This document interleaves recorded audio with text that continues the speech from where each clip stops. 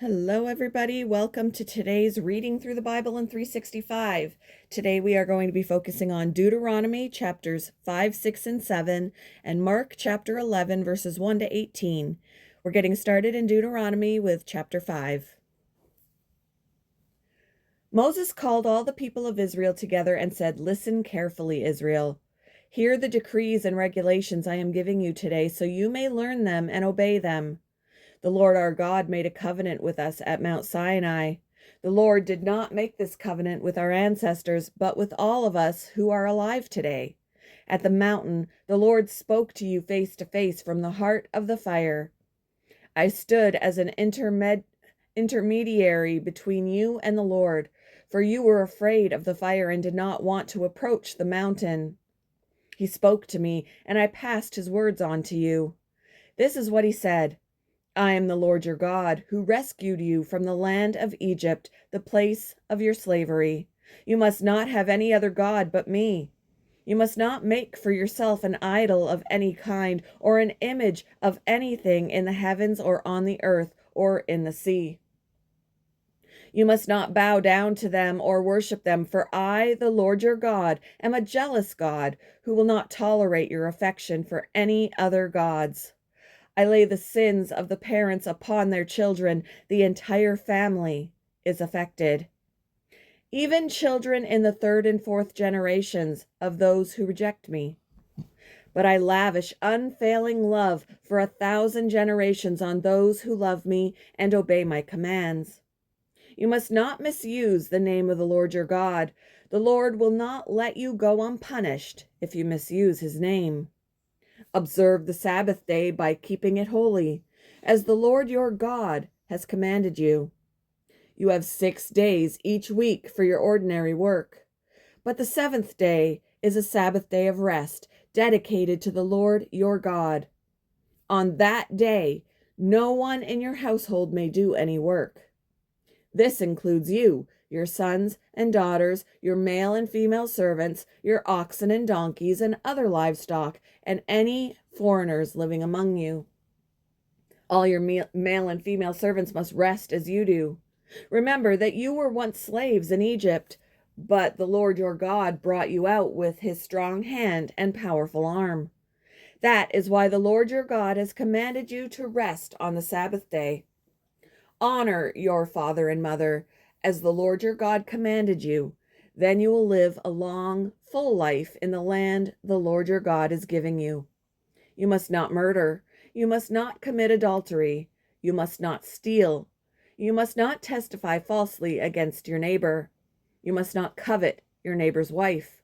You must not covet your neighbor's house or land, male or female servant, ox or donkey, or anything else that belongs to your neighbor. The Lord spoke these words to all of you assembled there at the foot of the mountain. He spoke with a loud voice from the heart of the fire, surrounded by clouds and deep darkness. This was all he said at that time, and he wrote his words on 2 stone tablets and gave them to me. But when you heard the voice from the heart of the darkness, while the mountain was blazing with fire, all your tribal leaders and elders came to me.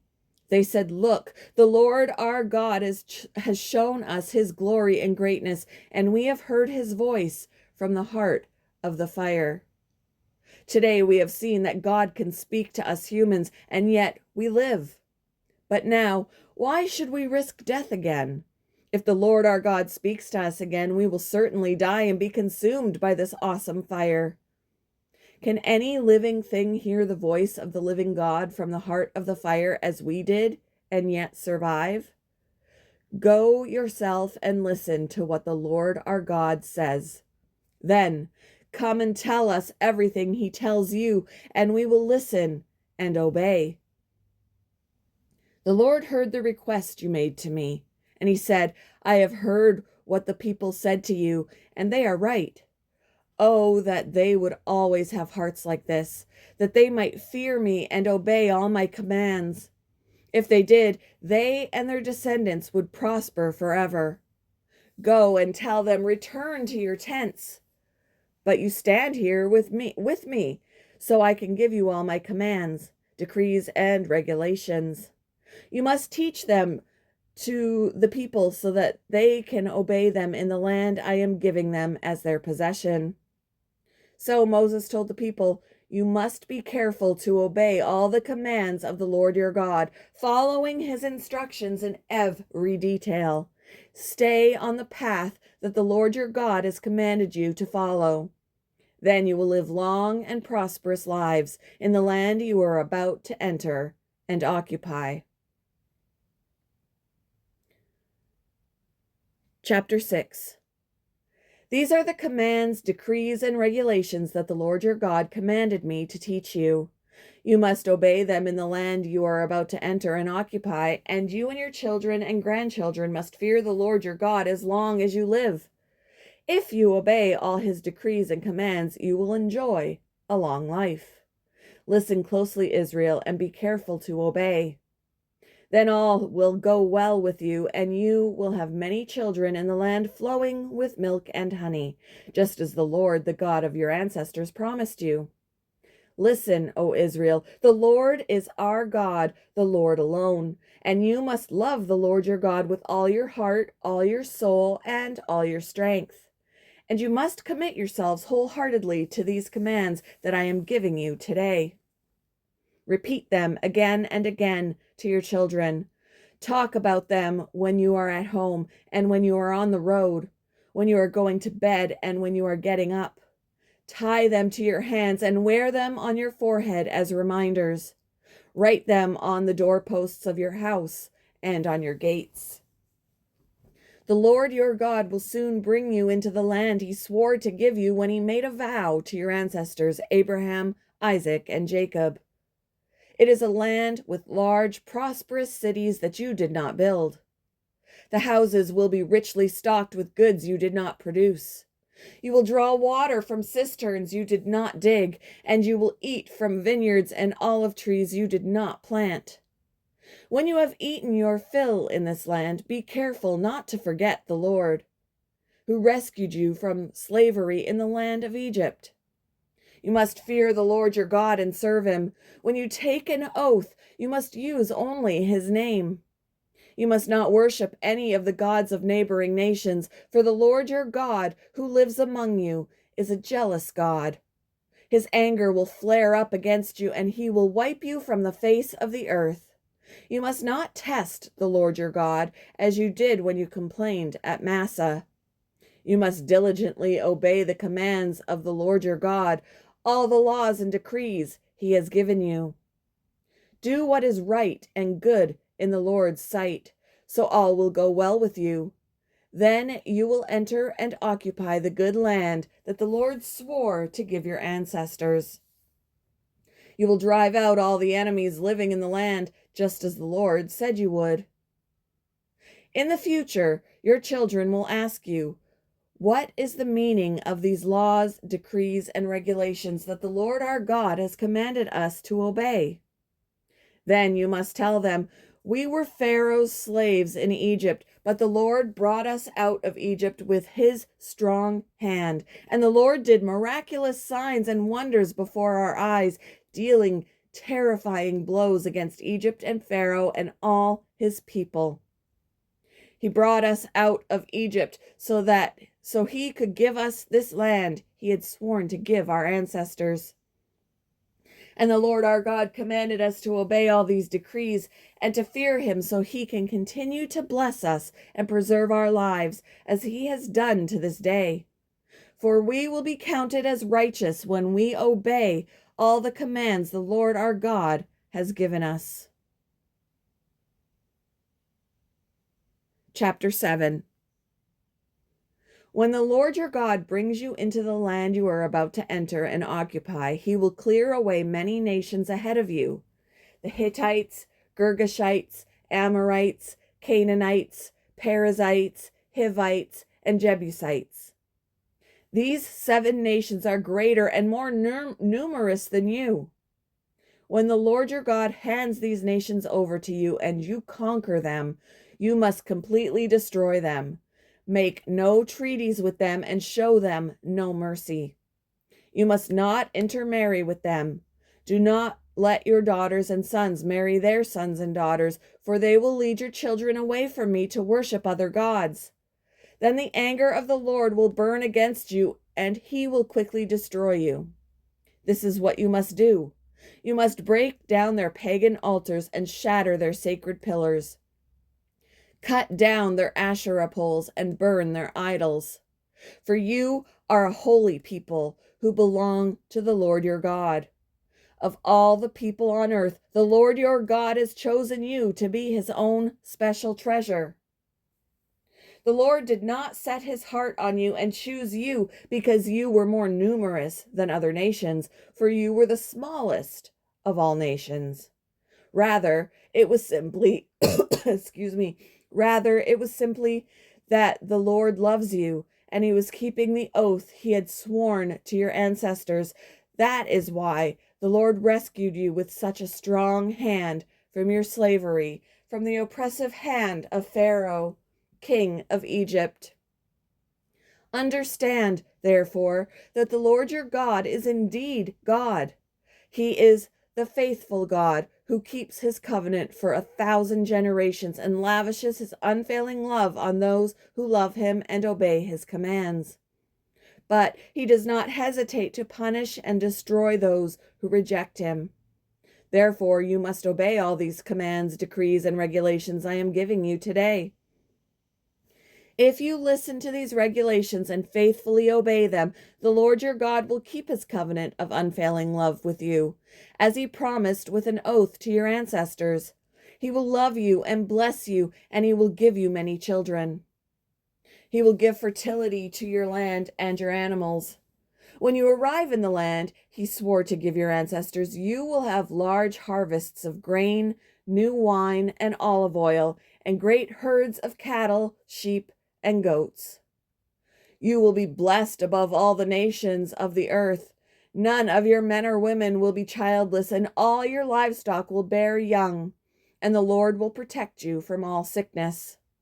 He will not let you suffer from the terrible diseases you knew in Egypt, but he will inflict them on all your enemies. You must destroy all the nations the Lord your God hands over to you. Show them no mercy and do not worship their gods, or they will trap you. Perhaps you will think to yourselves, how can we ever conquer these nations that are so much more powerful than we are? But don't be afraid of them.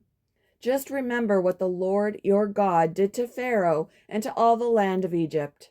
Remember the great terrors the Lord your God sent against them.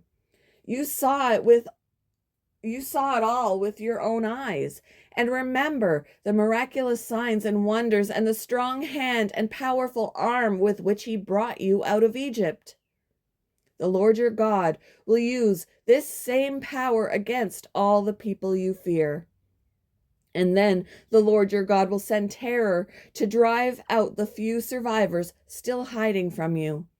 No, do not be afraid of those nations, for the Lord your God is among you, and he is a great and awesome God. The Lord your God will drive those nations out ahead of you, little by little.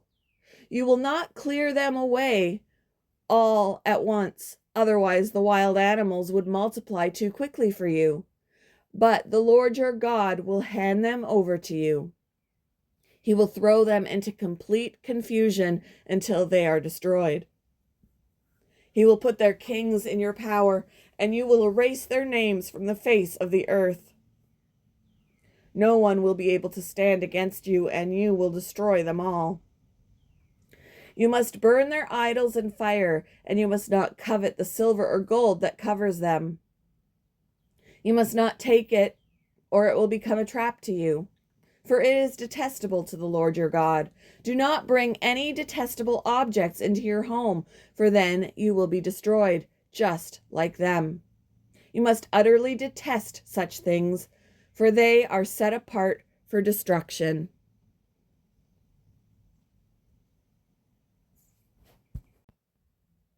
Moving on to Mark chapter 11, verses 1 to 18.